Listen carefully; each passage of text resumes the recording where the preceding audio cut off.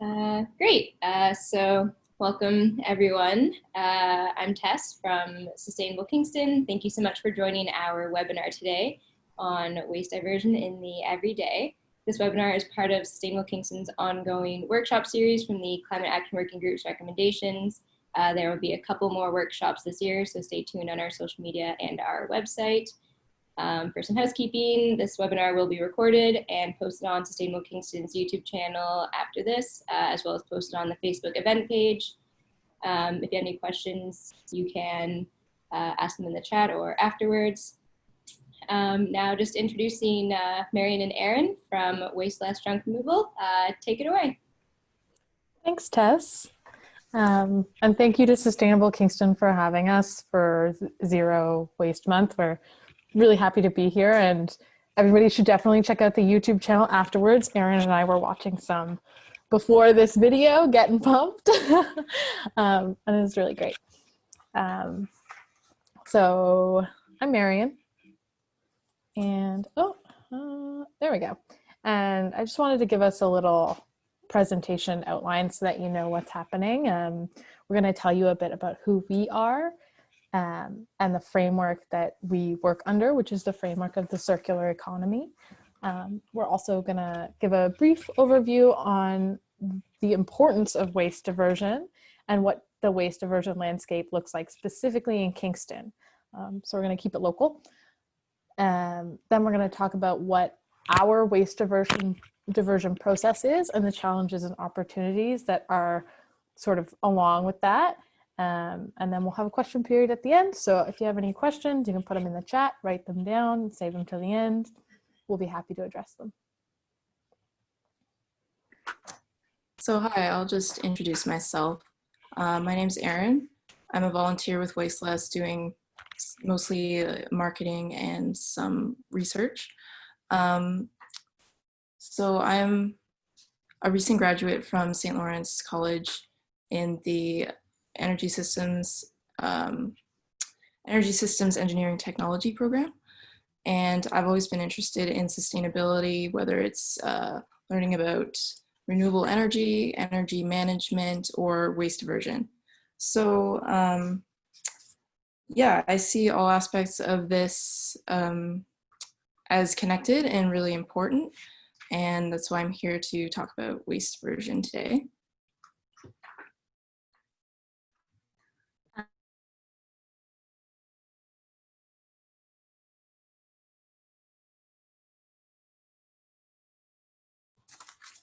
Sorry, I'm Marion Gonzalez. I graduated from Queens in sociology, and I moved to Kingston in 2015 from a small rural town halfway between here and Toronto. It's about over an hour, just a little bit over towards Toronto. It's called Colburn. And so my interest in sustainability is largely shaped by my experience growing up in a rural setting and having that nature all around me. One of the things I love about Kingston is the fact that I can enjoy a city setting, and, you know, a brief walk away, I can go to somewhere like Bell Island that is just providing that kind of nature piece that is so important to me. So now that we've talked about who we are, I'm just going to tell you a little bit about Waste Less. So Waste Less Recycling and Diversion is a mission-driven social enterprise. We provide junk removal and light demolition services to Kingston and the surrounding area. So a social enterprise, what that means is that a social enterprise is a marriage of a revenue-generating business structure and the social mission that is kind of at the core of what we do. So our social mission is to keep as much out of the landfill as possible. It's all about waste diversion. And we formed very recently, just in this May. So we're only a few months old.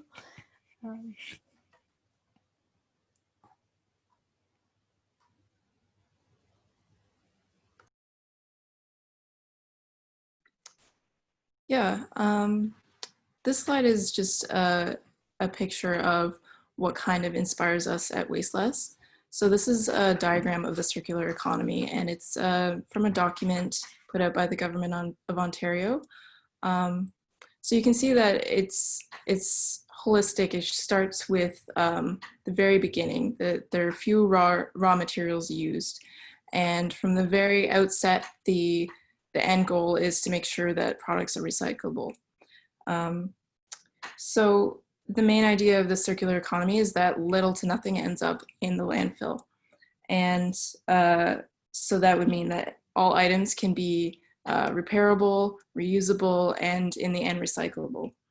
And unfortunately, like at Waste Loss, we see a lot of items that kind of just designed to break pretty quickly, either to encourage the consumer to buy a new one as soon as possible, or just because it wasn't considered at the design stage where the product would end up at the end of its life. So we can't control things on the producer's end, but we can do what we can to influence this reuse, repair, and recycle portion of it.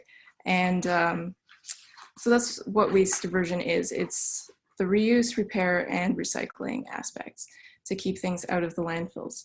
And so that's what we do with our junk removal. And I just want to emphasize that we talk a lot about recycling in this presentation, but the reuse and repair are very important because it consumes a lot less energy and resources to use a product in its current form than to break it down and rebuild it as something else. So it's also an important aspect.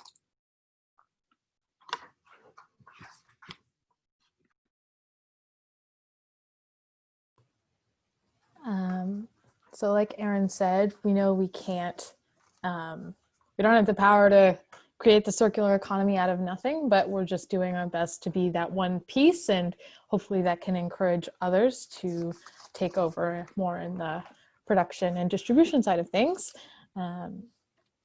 So at Waste Less, we are trying to strengthen the recycling and reuse areas of the circular economy. And in doing that, we've identified a lot of recyclable materials that are largely not being recycled in Kingston because there's not a facility locally that can do that. So here is an example of 5 different materials that we see all the time in junk removal and light demolition that are all highly recyclable, but just aren't being recycled right now locally. And so we're in contact with recyclers in Southern Ontario who can accept some of these materials, but we don't have a place where we can store them currently.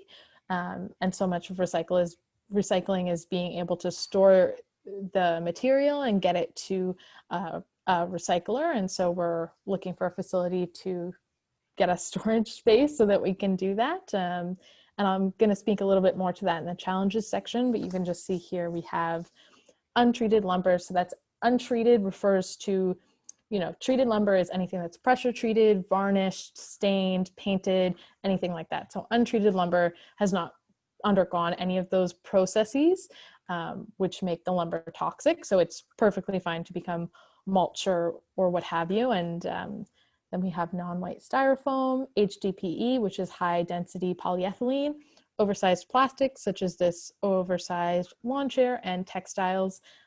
So any textile that, like a t-shirt or something that is broken that can't be reused, it's being landfilled in Kingston because you can't donate it and there's nowhere to recycle it.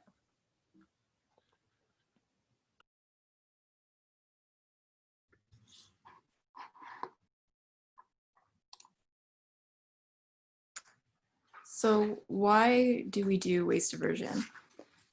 There's 2 main reasons that I can identify, and one is that it can help to mitigate climate change.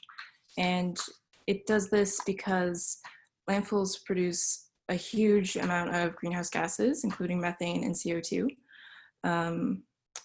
It's estimated that landfills account for about 20% of Canadian methane emissions, and methane is over 20 times more potent as a greenhouse gas than CO2, so it's a huge problem. Recycling also allows us to skip that first step of extracting a raw material and processing it, because you just take what's already there. So usually that means it's less energy intensive than producing a new virgin material, which less energy usually means less greenhouse gases are emitted in the production of those products. The second main reason that we focus on waste diversion is that it reduces all sorts of pollutants in the ecosystem. So things like microplastics, harmful leaching, chemicals into the soil, these sorts of things are very disruptive to ecosystems and wildlife. And unfortunately, there is a lot of plastic waste that ends up in Canadian landfills. Almost 86% of plastic waste ends up in landfills, and it's very unfortunate because a lot of it is entirely recyclable. So it's something that there's an opportunity to improve there. So at the same time that we recognize that waste diversion is important, we have to acknowledge that it's not enough on its own. So here's a headline from the CBC News that this is from Malaysia. We don't want to be the next cancer village. Canada's plastic recycling dumped and burned overseas. So there's a huge overproduction of plastic, and a lot of it, even when here in Canada we put it in our recycling, it kind of disappears, and it ends up in places like Malaysia where unfortunately sometimes this happens that it's just left in huge landfills, or it's burned, causing a lot of harmful pollution to those local populations. So here's another headline. A surge of new production is on the way. So why are we still producing more plastic if there's already this huge issue of overproduction? It's because that a lot of plastics are the byproduct of fossil fuel industry. So something like PET, which is used to make plastic water bottles, is made from ethane, which comes from fracking. So from the fossil fuel industry's perspective, if you have this byproduct, this waste product essentially that can be used to turn into a useful product, why wouldn't you go ahead and do that? Just to make an extra revenue stream for yourself. So that's part of the reason that plastic is just still being produced, even though there might not be a huge consumer demand for it, and certainly there's not a way for recycling to keep up with the amount of plastics that are being produced. So just to summarize on this section, we want to start at the source, and that means working with manufacturers to hopefully choose materials that can be recycled indefinitely.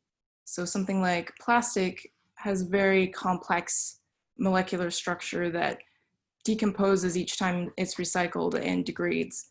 But something like silicone and aluminum, they're pure elements that will remain in that state each time they're recycled. So it might be a better option to use those as much as possible.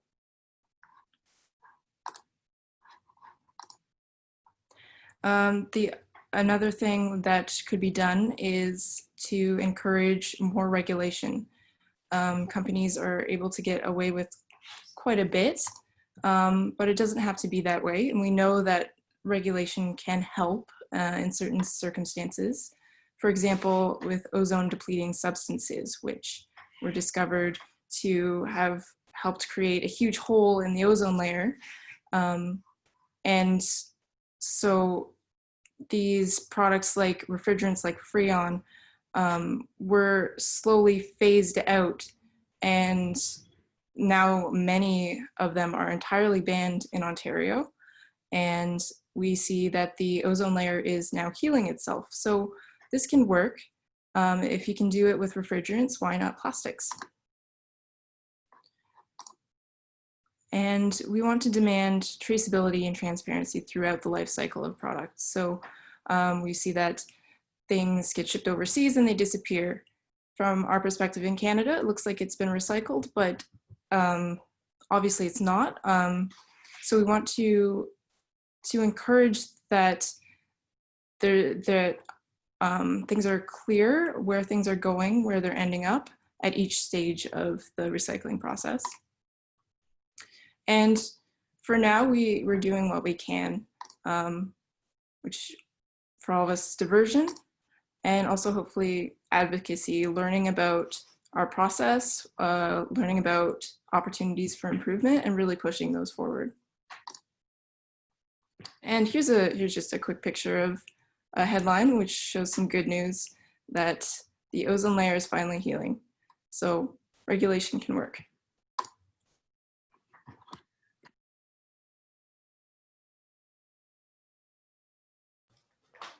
It's always good when you're not muted. A little bit more about our process. So Erin spoke to some of the, general ideas and realities that guide what we're doing. And our process is very distinct when compared with other junk removal businesses. We're very different because what we're doing is focused on waste diversion. So disassembly is one big part of what makes us really unique. You can see here in this photo, I've got in the middle, there's a box spring and arrows pointing to the different materials that is made of. So we have foam, fabric, untreated wood that makes up the frame, and the metal springs. So we've disassembled box springs for their recyclable content as well as other items. And right now, at our current capacity, we are able to recycle the untreated wood and the metal springs, but we don't have a way to recycle the foam and the fabric for now. We're able, the wood and the spring compose the majority of the item, and we're searching for ways to recycle the foam and the fabric.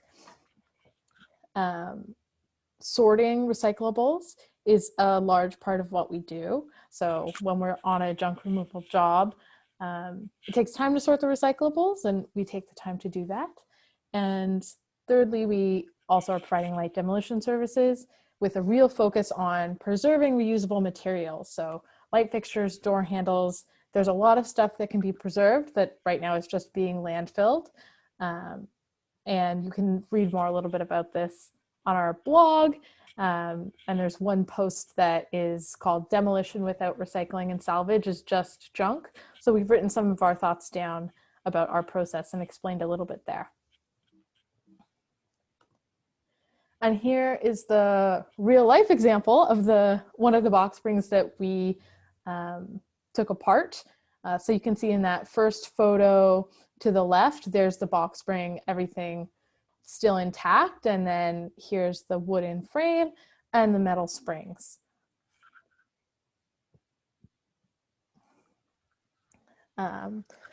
So along with this always comes challenges.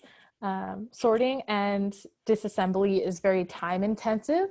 And so we're looking for grants to subsidize some of this work.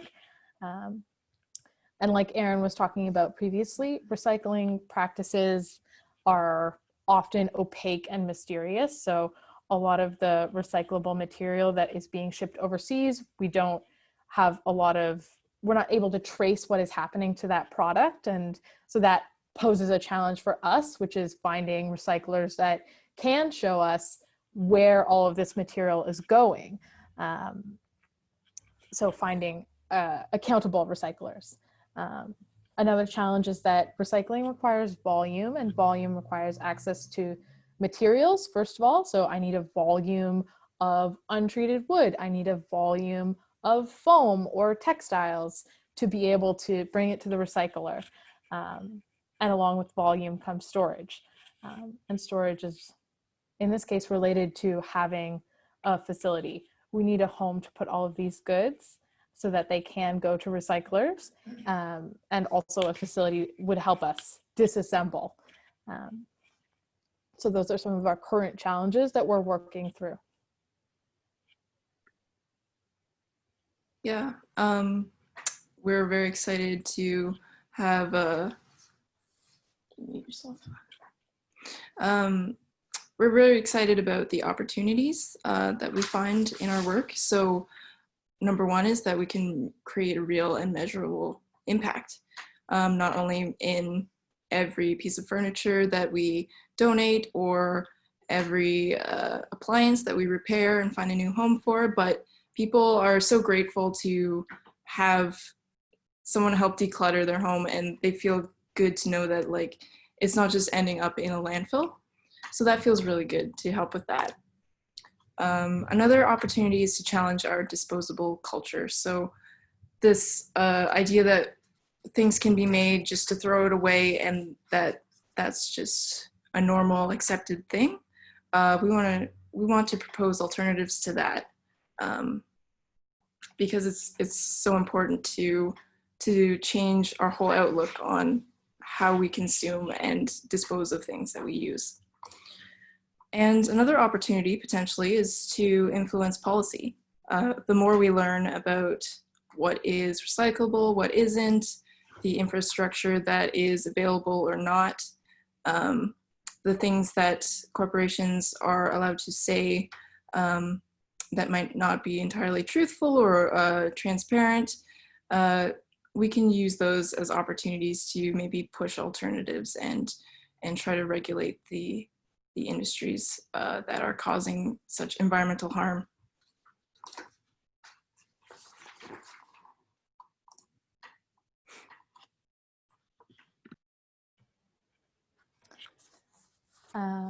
So in addition to those opportunities, we also have very lofty aspirations.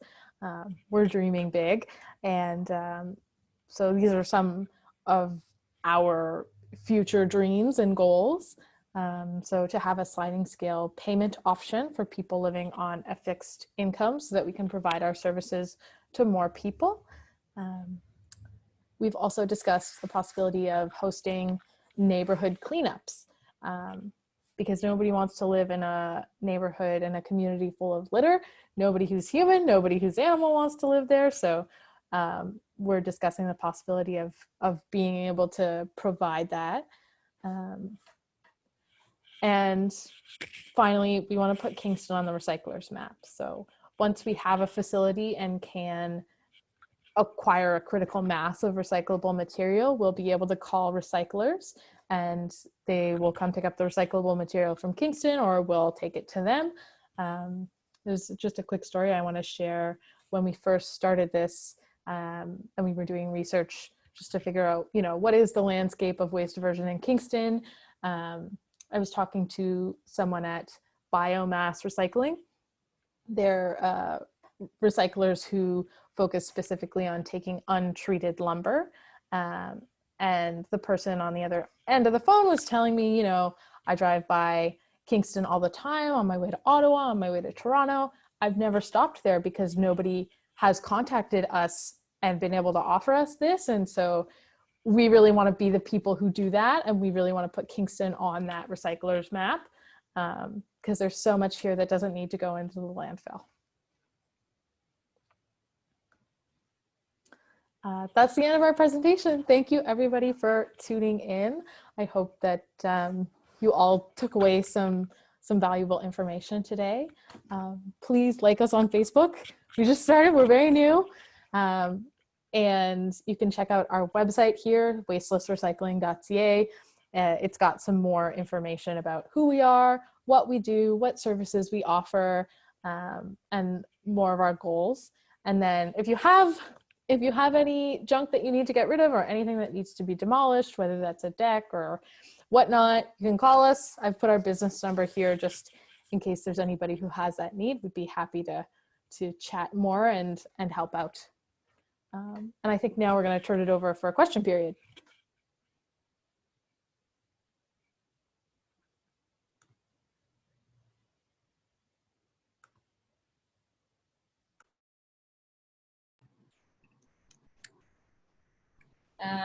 We have one question.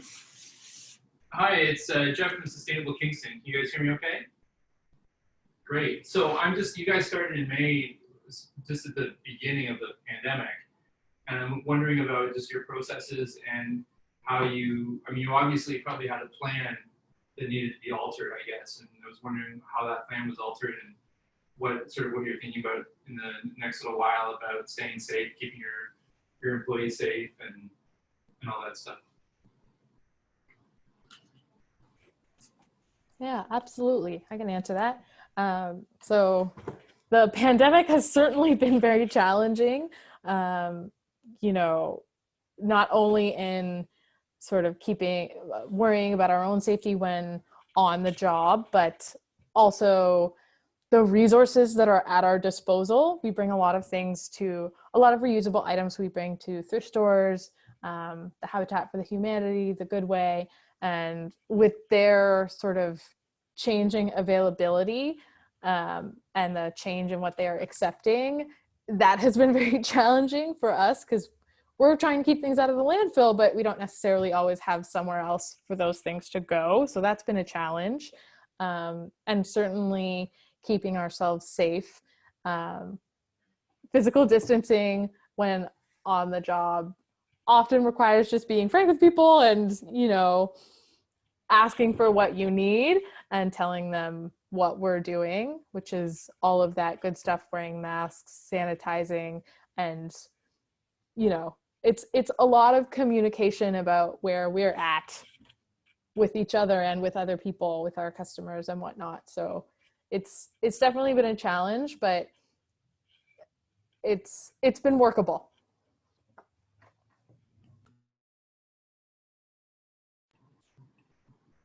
We have another question.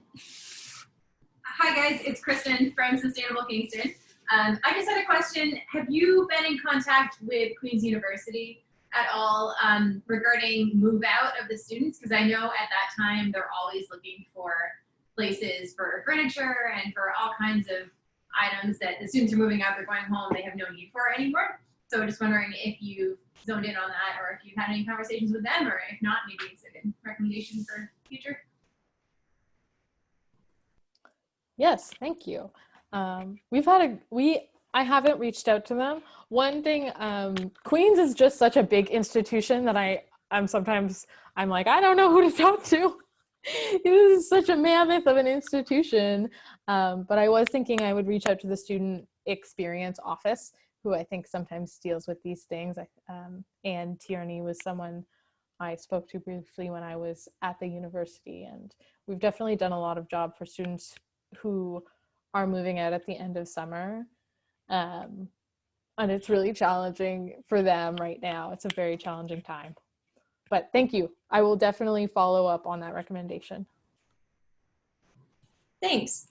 We'd probably also suggest the sustainability office there. I think they help with move out day and information regarding waste.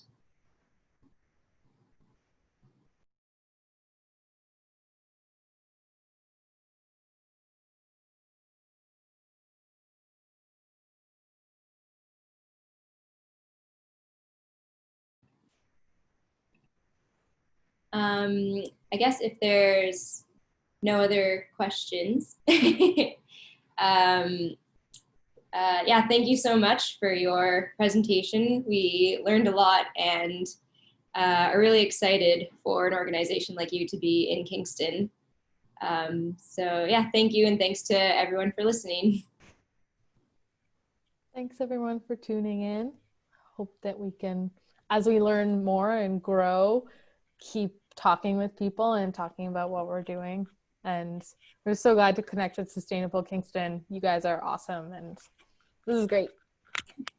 Thanks. Thank you, Marianne.